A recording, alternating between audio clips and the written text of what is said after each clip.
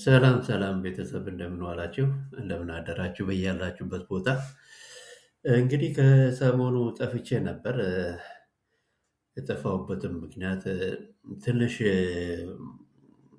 እንዴት ነው ደበረኝ። ይሄ የኢትዮጵያ ፖለቲካ ይደብራል፣ ለማንኛውም ሰው ይደብራል። በተለይ ተቃዋሚዎች አካባቢ ያለውን የሻዕቢያን ሁኔታ በማይበት ሰዓት እርባና የሌለው ነገር ሆኖ ስላገኘሁት ምንድነው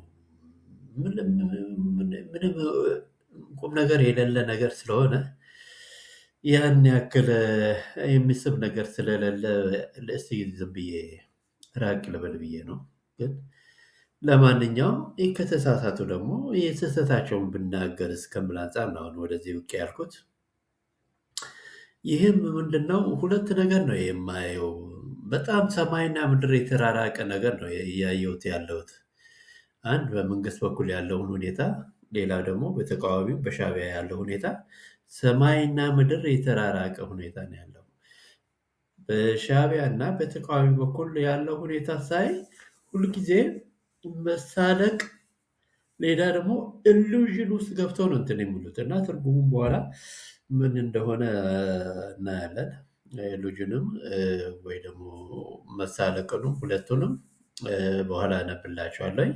በመንግስት ያለው ነገር ግን በጣም እንትን ነው፣ ምንድን ነው አይናገርም። ይሄ ትልቅ እንትን ነው፣ ጥበብ ነው። አለመናገር ጥበብ ነው። እና ምንድን ነው የሚያደርገው? አለመናገር ራሱ ምንድን ነው?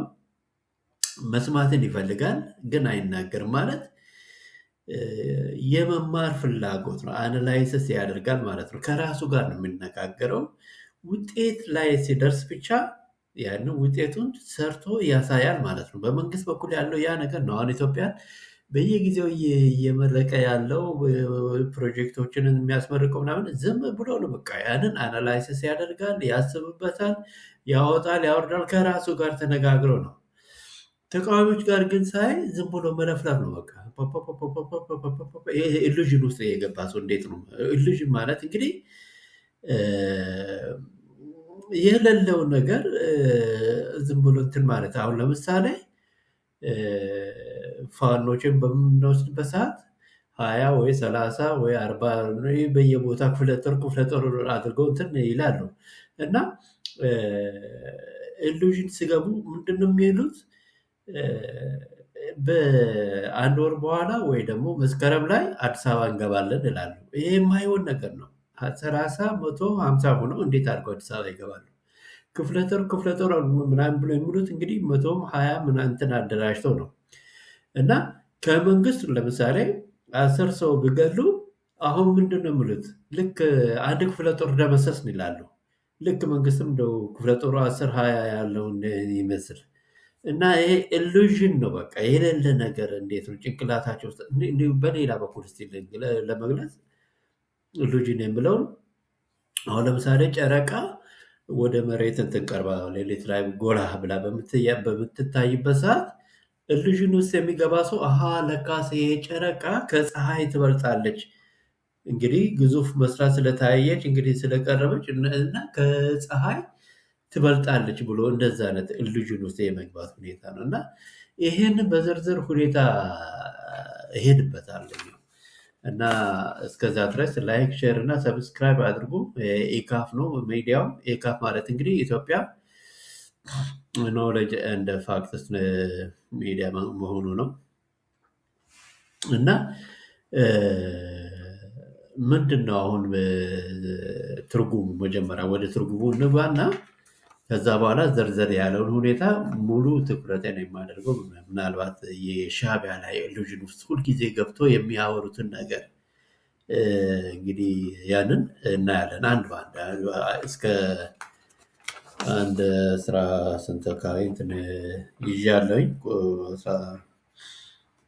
4 አካባቢ መሰለኝ። እንደዛ ጊዜ የማይበቃኝ ከሆነ ለሁለት አካፍዬ ክፍል 1 እና ክፍል 2 አድርጌ ለማቅረብ እሞክራለሁ። ወይ ደግሞ አሁን መጨረስ ከቻልኩኝ ደግሞ ከዚህ እንትን ለመጨረስ እሞክራለሁ ማለት ነው።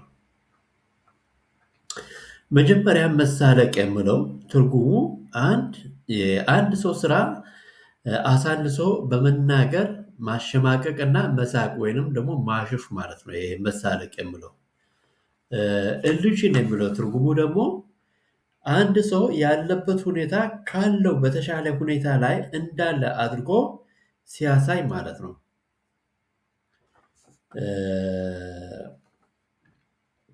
ሌላ ደግሞ ስሜቶቻችን በትክክል የሌለን ነገር እንዳለ አድርጎ ሲያሳየን ማለት ነው። ልክ ቅድም እንደ ጨረቃው ምናምን የሌለው ነገር እንዳለ አድርጎ ሲያሳይ ማለት ነው። እንግዲህ ኢሉዥን እና መሳለቅ የምለውን በፈለጋችሁበት ቦታ ካቴጎሪ አድርጋችሁ ማየት ትችላላችሁ።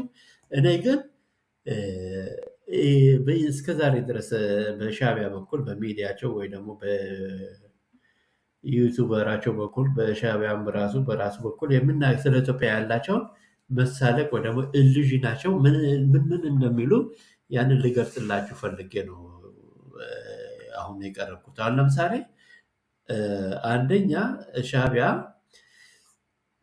ኢትዮጵያን ትልቅ ነገር ግን ደካማ አድርጎ ነው የሚያዩት እና እራሳቸውን ደግሞ ትንሽ ግን በቃ ጠንካራ አድርጎ የጸና ጠንካራ አድርጎ ነው የሚያዩት እና በጣም ምንድነው ይሄ ሲተረጎም ካቴጎሪ እንትን አድርጋችሁ ራሳችሁ በራሳችሁ እንትን መተርጎም ትችላላችሁ። ወይ በስም መሳለቅ ካቴጎሪ ያስገቡት ወይም ደግሞ በኢሉዥን ውስጥ አስገቡት። አሁን ፕራክቲካሊ ምንድነው ነባራዊ በተጨባጭ ሁኔታ ስናይ ኤርትራ ደካማ ናት ማለት አንድም ትንሽ ናት፣ በህዝብ ብዛትም በጣም አነስተኛ ናቸው። በዛ ላይ ደግሞ ኢኮኖሚያቸው ሁሉ የወደቀ ነው።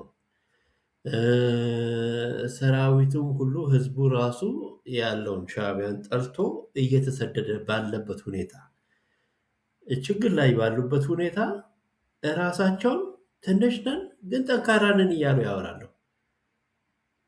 የኢትዮጵያን በምናይበት ሰዓት ኢትዮጵያ በኢኮኖሚም ጠንካራ ናት፣ በህዝብ ብዛትም 130 ሚሊዮን ነው፣ በሀብትም በወታደራዊ እንትንም በጣም የጠነከረች ናት።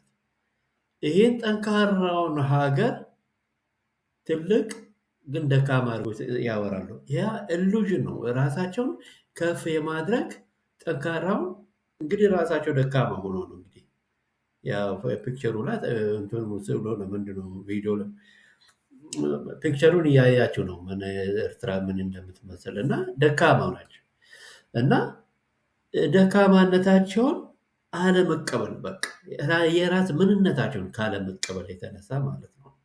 እና ሌላውን ደግሞ አሳንሶ የማየት ሁኔታ ይሄ ኢሉዥን ነው። በቃ ልክ ምንድነው ሊሆን የማይችል ነገር ማሰብ ማለት ነው። ሰው እንደዛ ደካማ ሆኖ ምንም ነገር ሳይኖረው እኔ እንደዛ ትልቅ ራሱን ከፍ አድርጎ ማሳየት ማለት ነው።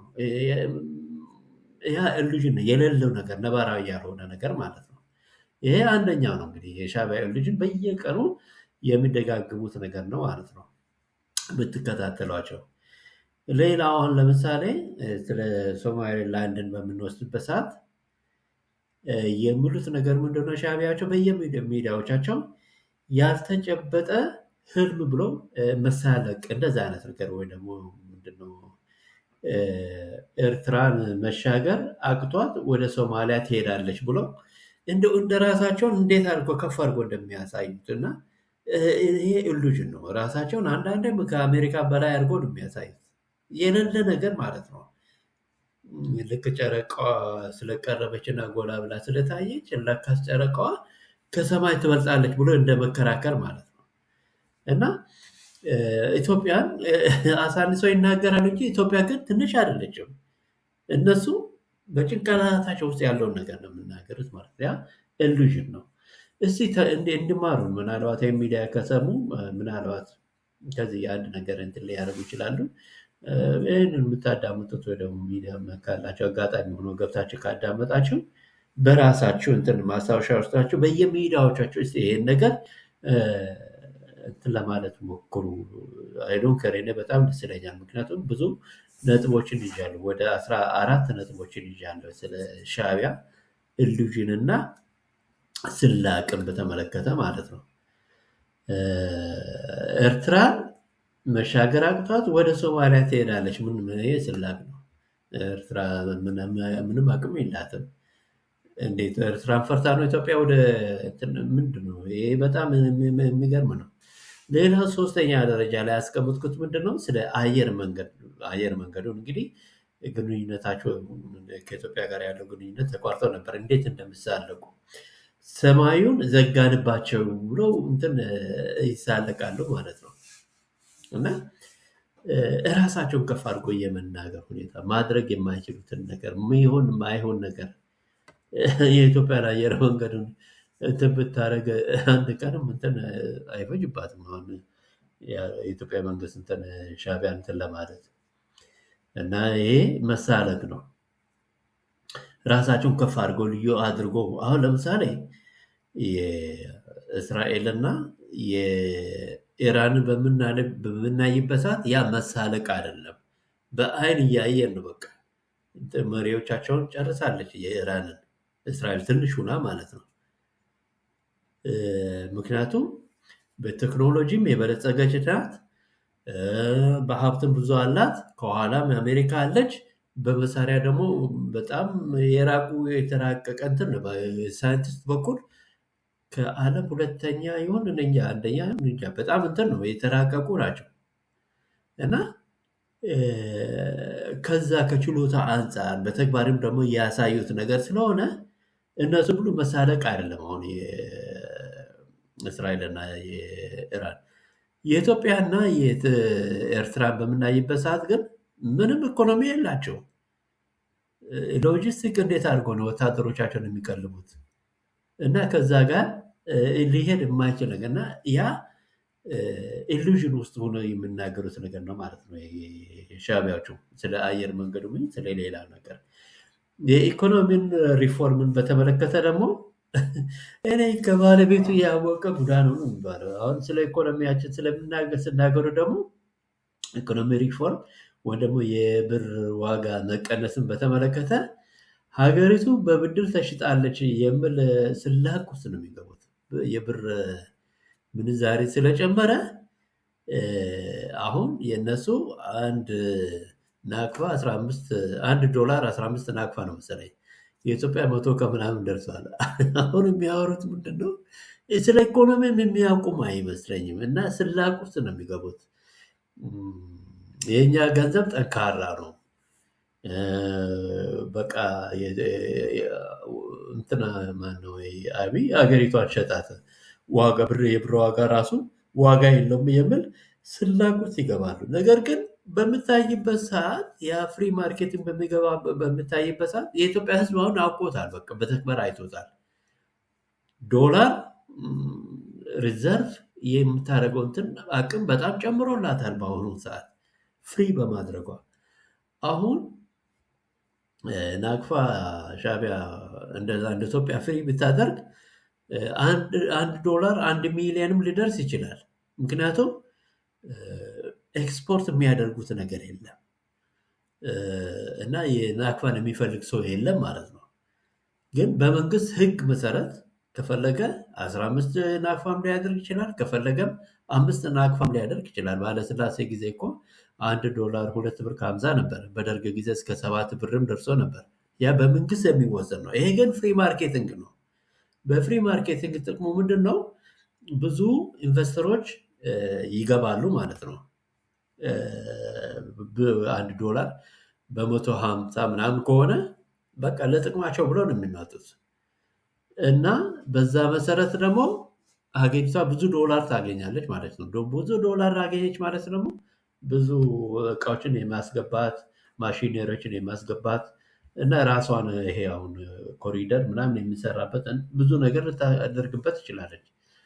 እና ይሄንን ስለ ኢኮኖሚ ካለማወቅ የተነሳ ይሳለቃል። በቃ ሌላው ከብልጽግና ዓላማን በተመለከተ ብልጽግና የረጅም ጊዜ እቅድን ወይም ደግሞ ህልሙን በሚናገርበት ሰዓት የዛሬ 10 ዓመት እንዲሆናለው፣ የዛሬ 30 ዓመት እንዲሆናለው፣ የዛሬ 5 ዓመት ይሄ እቅድ በምናገርበት ሰዓት ሻዕቢያ እቅድ ስለሌለው ምንም ኢኮኖሚ እንትን ስለሌለው ምንድን ነው የሚሉት?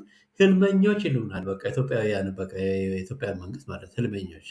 ያ እ፣ ካለማወቅም ሞኝነትም ነው፣ ወይ ደግሞ ኢሉዥን ውስጥ ናቸው ማለት ነው። እስካሁን ድረስ ምንም አላማም የላቸው፣ ፕላንም የላቸው፣ ስትራቴጂክ እንትን የላቸው።